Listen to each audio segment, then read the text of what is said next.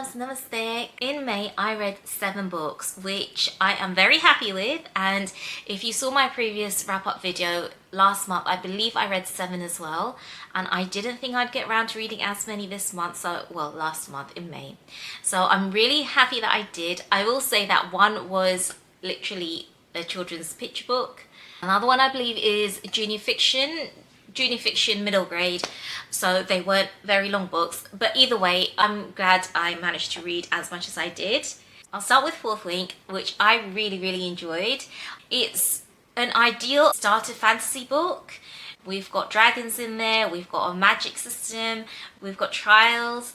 I do want to put out there, I feel like a lot of books that have trials are often compared to Hunger Games, and maybe Hunger Games was one of the most well-received trial games. I loved the Hunger Games, by the way, but I don't always automatically think of Hunger Games every time I read a book that's based on, well, not based, but has trials in there.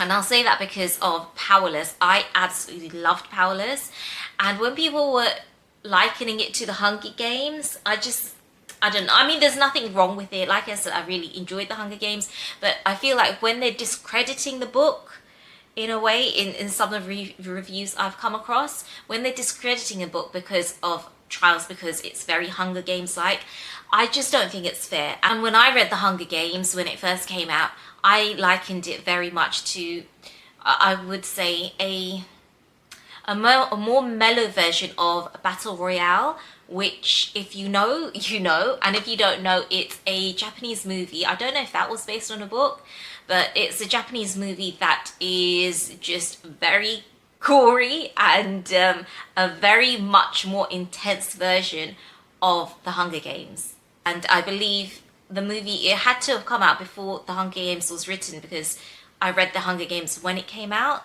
I think, and I'd seen the movie before that. Either way, I'm going off, it's got nothing to do with Fourth Wing. But I just want to say, yes, there's trials. Whenever there's trials mentioned in book, I just don't think it's very fair to say it's very Hunger Games like, if there aren't really any other similarities, or yeah, anyway. So Fourth Wing, I really enjoyed. It was very easy, it was well paced. For me, there were no lulls within the whole story itself. I liked the characters. I did feel there were maybe a few too many characters throughout the story, that I just didn't feel they did much for the story, unless they'll be brought up and like have more of a significant role in the other books. But the main characters, I really enjoyed them. We've got, I've forgotten her name already. How would I forget her name? Violet. We've got Violet, who is a really likable character. She's witty, she's strong-willed. I like that although she lacked a bit of self-confidence, she would still stand up for herself. I really like that about her. We have Xander, who is our main character, who, I mean, he was okay. I guess he didn't shine as much as maybe I would have liked him to. But we have dragons, which I'm not going to go too much into because I just really loved the dragons in the book. There is spice in the book, so if that's something you're not into. One thing I really liked about the book, which I don't have it with me at the moment, which is annoying, but at the beginning of every chapter there would be snippets of their textbooks, and I thought that was really fun to read. What did I think of the ending? It's going to sound very contradictory. It was a bit of an anticlimax, but at the same time, I can't wait to get into the next book. However, I am waiting for the next book because of the many reviews that I've read and heard and watched about the second book. It doesn't really compare to the first. So I do want to know what happens next. I am looking forward to it. I'm just not in a rush to read it, if that makes sense. And that probably isn't the right attitude to have towards reading another book of a series that I am enjoying. But yeah, that's just me, and that's the Fourth Wing. I did really enjoy it. There were other characters I haven't really mentioned. Who's my favourite? I also really liked Violet's sister Mira, who's older than her. They have a great relationship, and I just liked how sassy she was. I wouldn't say my favorite character, maybe one of my favorite characters in the book. But yeah, I enjoyed the book. Overall, did I give it a 4.5? Oh, I forgot. I cried. I cried at one point in the book. I guess I was more invested than I thought it was. And I guess if a book can move me emotionally in that way, especially with a fantasy, because I feel like when it comes to tears, it's more something that's more contemporary that would bring me to tears. But the fact that a fantasy book brought me to tears, I think I'll give it a 4.5. Yes, 4.5 for Fourth Wing for me. Next book that I read was another one in a series, and it was A Court of Mist and Fury. What can I say?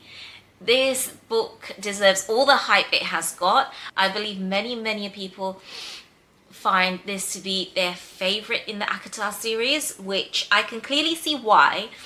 Although at the same time, it's kind of made me think, oh well, if nothing is going to top this one, then I mean there is a point in carrying on, because I love the story so far and what direction it's heading in, and can't wait to read the next one. But let's focus on the second one. I think the best way for me to put it is I liked A Court of Thorns and Roses. I loved A Court of Mist and Fury. Yeah, it blew me away. The Sarah J Maas elevated this book onto a different level completely. It was not what I was expecting, despite all the great reviews it has got. The plot twists, the characters, the character building, the relationships. This invoked all the emotions for me. And like I said, the plot twists are a whole new level.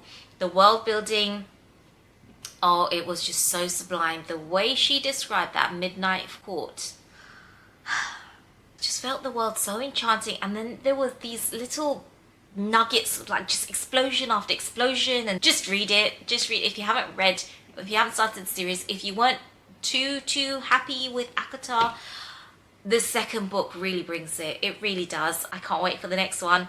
Solid 5 out of 5 stars for me, A Court of Mist and Fury. I then read the Celestial Kingdom duology. I think it's the Celestial Kingdom. But basically the first book is Daughter of the Moon Goddess, and the second book is Heart of the Sun Warrior.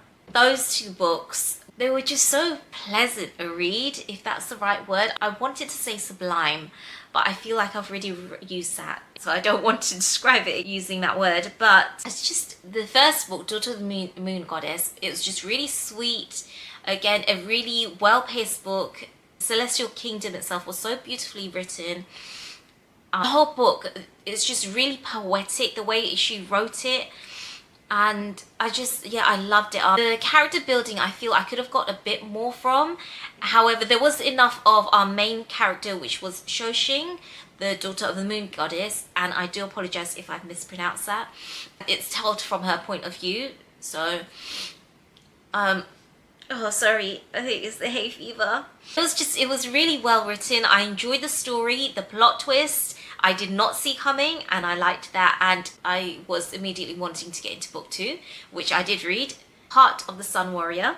Again, with this one, the second book started off really well for me. I just felt like it had a little bit of a dip, but that didn't last too long. Again, she wrote it in such poetic detail. It was like watching a movie. There was that little bit of a dip, and then it was okay again, but then I felt the ending was a little bit rushed. At least the way I read it, that's the best way I can say it. I feel like the last scenes were rushed for me, but I still enjoyed the book. I would have possibly liked a bit more about dragons in there, but that is definitely a personal thing. The book itself wasn't about dragons, so I guess it makes sense that it didn't have to have a lot about the dragons. Like I say, it was a personal thing. By end scenes, I mean I guess the battle, if you could call it that. It's not quite a battle, but I feel that scene was a little bit rushed for me. Overall, I really enjoyed the book. I'm on the fence between a 4.5. I think the book itself I'd give a 4, the second one. The first one, I think the duology, I would give it, I'm just trying to decide between a 4 and a 4.5. I think I'll leave it as a 4. I enjoyed it, and I did love her writing style. Was I as invested? I think the first book I would have given it more of a 4.5, 4.25. let's say a 4.25. Yes, I thought the Celestial Kingdom duology was quite exquisite. Next, I mentioned I read a junior fiction book, and that is The House with the Clock in Its Walls. It has also been turned into a movie. I bought this book for my daughter, and we were reading it together. So in the evenings, I read to her, or my husband reads to her, and then she reads on her own a different book. So this is a book we were reading together, and then I decided to just go ahead and finish the whole book, because it started off well, and then it was just, I felt like it was going off on a tangent, and at times I had completely forgotten about the clock in the wall itself, or just the whole clock thing itself, and I was getting bored. That's the truth of it. The characters, we've got 3 main characters, and all 3 of them I loved every single one. We've got Lewis, who has recently become an orphan and goes to live with his Uncle Jonathan. We have Mrs. Zimmerman, who is Uncle Jonathan's neighbor and very good friend. And so all of them, they have their own little quirks. The banter and the relationship between Uncle Jonathan and Mrs. Zimmerman I actually love. And Lewis, he's such a sweet little boy who he's a little bit quirky as well. So the characters themselves I really loved. The story itself, I just started losing interest because I was getting bored, and I think that's probably part of the reason why I decided to read the book by myself, because I just wanted to get it over with. I wanted to know the mystery behind the book, and not know it because it was just so great I had to know, but more because I just want it over done with, and I want to know, is it worth the read? And for me, I'm afraid it wasn't. For many, it probably might have been. There obviously was a reason why they turned it into a movie. And after finishing the book, I did watch the movie because I wanted to know if it was suitable for my daughter. It is rated as a 12 and she's 9 years old. So I just wanted to make sure there was nothing in the movie that was going to frighten her, or just for any reason it not being appropriate for her. Like I said, it's classed as a 12. As per usual, most books are better than the movies. This, I don't know. Uncle Jonathan was played by Jack Black, and Mrs. Zimmerman played by Kate Blanchett, and they both did great jobs at playing their roles. But the storyline, actually, it didn't fully remain the same. But again, it just didn't bring it for me. But I'm casting this review on the book itself. My daughter has a different opinion, and we haven't finished it yet. We're halfway through, or just over halfway through. She's still enjoying it. So it led me to think, am I being harsh with my rating of this book because it is junior fiction? But I'm also rating it as it being a junior fiction as well. So I feel I'm being a bit more lenient with it. But I was bored. I was bored. There were just some parts of it that I felt didn't need to be in it. They didn't make sense. They were cut out in the movie as well. I know movies tend to cut out a lot of bits, but I could see why they were cut out, if that makes sense. I don't know what they did for the story. But for me, it was a 2-star. The build-up was good. It started off really well. I love the characters. It's just the mystery, what we found out in the end. I felt like it had a lot of potential, but it just didn't bring it for me, I'm afraid. I also got around to reading a book that has been on my spring reading list for I don't know how long, but it is The Wind in the Willows. I did read an abridged version because I mentioned in one of my other videos that I picked up an illustrated version, and I just really love the illustrations in that book. So maybe I'm missing out on not reading the full unabridged version, which I will get around to at some point. But with the one that I did read, I fell in love with the characters in this book. They were just so lovely and endearing. I feel like every single one of our main characters had this very childlike quality, yet a very mature outlook on life. It was just so delightful reading about them. Despite them having these childlike qualities, the relationships they have with each other, the way they look out for each other, or their friendship, it went deep. Like, I was not expecting that. I guess maybe because they were animals, or I don't know, but it was really nice. It was witty. There was some mischievousness to it.